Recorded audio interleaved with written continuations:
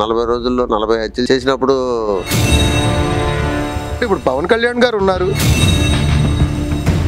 జగన్మోహన్ రెడ్డికి మతి భ్రమించింది. పరిపాలన మీద దృష్టి సారించుకోకుండా సూపర్ 6 చూస్తుంటే నేను పలావ్ పెట్టాను, ఆయన ఏదో బిర్యానీ పెడతానని.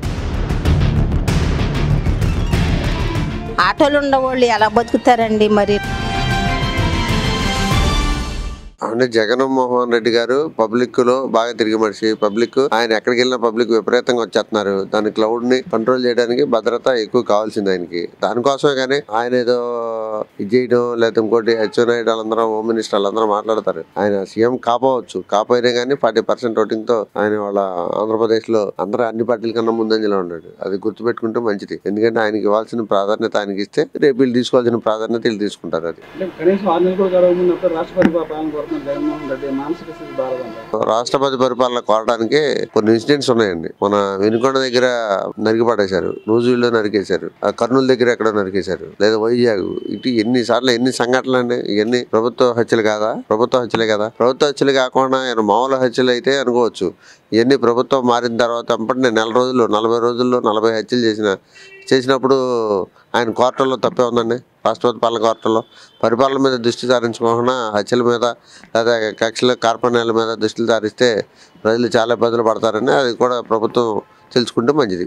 జగన్మోహన్ రెడ్డి గారు ఒక రాష్ట్రానికి 5 సంవత్సరాలు ముఖ్యమంత్రిగా చేసి ఉన్నారు. ఈ రోజు ఆయన ఈ రాష్ట్రానికి మాజీ ముఖ్యమంత్రికి సంబంధించి భద్రత కల్పించాల్సిన బాధ్యత ప్రభుత్వం మీద ఉంది. ఇంకో కోణంలో మనం చూసుకుంటే ఏ రకంగా అయితే చంద్రబాబు నాయుడు గారికి భద్రత మాజీ ముఖ్యమంత్రిగా గత 5 ఏళ్లలో భద్రత ఉందో అదే విధంగా జగన్మోహన్ రెడ్డి గారు కూడా జెడ్ కేటగిరీ సెక్యూరిటీలో ఉన్న వ్యక్తి. ఆయనకి కూడా మనం చూసాం గత 5 సంవత్సరాలు 6 సంవత్సరాల్లో 2 సార్లు ఆయన మీద దాడి చేయడం కూడా జరిగింది. కాబట్టి ఈ దాడులు జరిగిన రీత్యా దృష్టిలో ఒక మాజీ ముఖ్యమంత్రి ఒక థ్రెట్ లో ఉన్న నాయకుడు నిత్యం ప్రజల్లో ఉండే వ్యక్తి. కాబట్టి ఇప్పుడు మనం చూసాం ప్రతిపక్షంలోకి వచ్చి 2 నెలలు అయినా ఈ 2 నెలల్లో కూడా ఆయన ఏదో పర్యటన పేరుతో ప్రజల్లో ఉంటున్నాడు. ఎక్కడన్నా బాధితులు వైఎస్ఆర్ కాంగ్రెస్ పార్టీకి సంబంధించిన వ్యక్తులు గాయపడినా కానీ వాళ్ళకి ఏదైనా ప్రాబ్లం వచ్చినా కానీ ఆయన వెళ్తున్నాడు, రకరకాల ప్రాంతాలకు వెళ్తున్నాడు, విజిట్ చేస్తున్నాడు, ప్రజలతో మమేకం అవుతున్నారు. కాబట్టి అతనికి భద్రత కల్పించాల్సిన బాధ్యత ఈ ప్రభుత్వం మీద ఉంది. ప్రజల బాధ్యత ఈ ప్రభుత్వంకి ఎంత బాధ్యత ఉందో ప్రజల మీద, ప్రజల రక్షణ మీద ఎంత బాధ్యత ఉందో మరి ఈరోజు ఆయన తర్వాత స్థానంలో ఉన్నాడు జగన్మోహన్ రెడ్డి గారు. ఎందుకంటే మాజీ ముఖ్యమంత్రి, ప్రస్తుత ముఖ్యమంత్రి చంద్రబాబు నాయుడు అయితే మాజీ ముఖ్యమంత్రి జగన్మోహన్ రెడ్డి గారు. ఈ రాష్ట్రంలో హై సెక్యూరిటీ ఉండాల్సిన 2 వ్యక్తులు వీళ్ళిద్దరు. ఎందుకంటే ఇప్పుడు పవన్ కళ్యాణ్ గారు ఉన్నారు, ఆయన మాజీ ముఖ్యమంత్రి ఏం కాదు, ముఖ్యమంత్రిగా చేసిన ఆయన కాదు. కాబట్టి ఆయన తర్వాత కోవలోకి వస్తారు.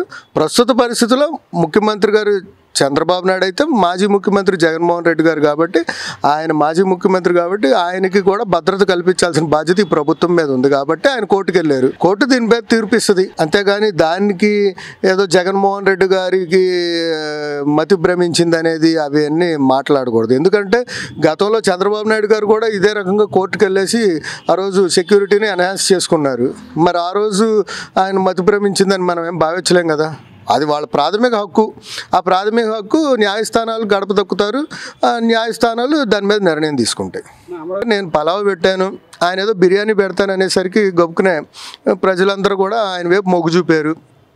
ఈరోజు ఆయన ఇవ్వట్లేదు, ఆయన నిమ్మనే ఉద్దేశమే తప్ప వేరేగా ఉద్దేశం కాదు. ప్రజలందరూ కూడా ఏం కోరుకుంటున్నారంటే పథకాలు కంటిన్యూ అవ్వాలి. ఏ మాట అయితే చంద్రబాబు నాయుడు గారు చెప్పారో, ఏ మాటలను నమ్మి ప్రజలు ఓట్లేసారో ఆ మాటలను నిలబెట్టుకోమని చెప్పేసి ప్రజలు కోరుతున్నారు.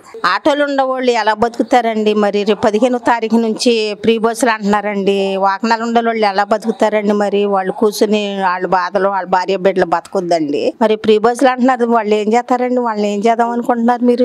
మాకు మంచి జరగలేదండి ఫ్రీ బస్సులు అయితే. మరి వాళ్ళు అవి పెట్టే బదులు ఇంకేదన్నా సహాయం చేస్తే వాళ్ళు బతుకుతారు కదండి. మరి ఏంటండి ప్రతి ఆడవాళ్ళకి ఇంట్లో ఉన్న వాళ్ళకి ప్రతి చదువుకునే పిల్లలకి అంటే 15,000 అన్నారు. విద్యార్థులకి చదువుకునే వాళ్ళకి, మరి ఆడవాళ్ళకి ప్రతి వాళ్ళకి ఇంట్లో ఎంతమంది ఆడవాళ్ళు ఉంటే అంతమందికి 1,500 ఇస్తారంటున్నారండి.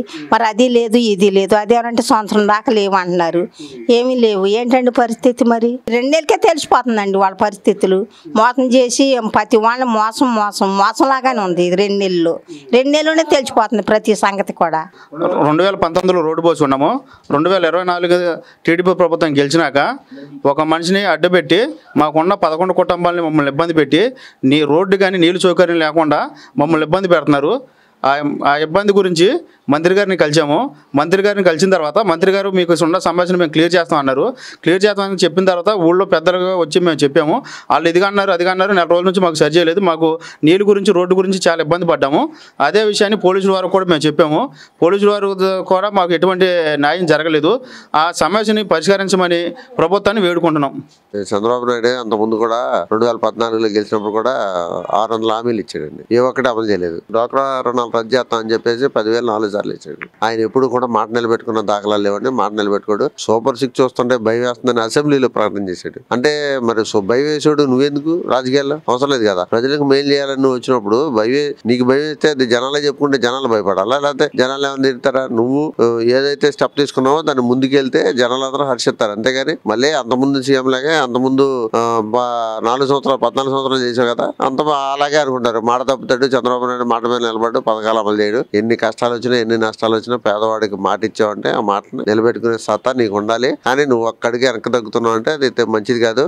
జనాలందరూ కూడా వాళ్ళకే చాలా వ్యతిరేకత భావంతో ఉన్నారు. ఎందుకంటే ఇప్పటికి అమ్మఒడు ఇప్పుడు పడలేదు. తల్లికి వందనం అన్నారు కదా. తల్లికి వందనం నీకు 15,000 నీకు 15,000 అసలు ఒకళ్ళు కూడా 15,000 ఇచ్చిన దాఖలా లేదు అసలు అక్కడ. ఇవాళ రకరకాలుగా ఎంతమంది ఎన్ని పథకాలు. ఇప్పుడు రైతు భరోసా ఇవ్వాలి. రైతులు వ్యవసాయం స్టార్ట్ చేసేసారు. ఆల్రెడీ వరి నాట్లు పడిపోయినాయి. అంతా జరుగుతుంది. ఏది రైతు భరోసా ఎక్కడుంది? రైతు భరోసా లేదు ఇప్పటికి. ఏ పథకాలు విద్యా దీవెనలు అన్ని స్కూల్స్లో లాస్ట్ ఇంకా 2 విడతలు 3 విడతలు పడాల్సిన ఉన్నాయి. అవన్నీ ఎక్కడ విద్యా దీవెన కానీ వసతి దీవెనలు కానీ ఎక్కడా పడలేదు. ఇవన్నిటి మీద దృష్టి సారించి ముందు ప్రజలకు మేలు చేయండి. తర్వాత అప్పుడు మీ అమరావతి నిర్మించుకుంటారో లేకపోతే ఇంకోటి చేసుకుంటారో ఏదైనా చేసుకోండి. ముందు ప్రజలకు ఇచ్చిన హామీలు ప్రజలకు తగ్గ కనీస సౌకర్యాలు కల్పిస్తే తర్వాత మీరు ఏదైనా చేయండి.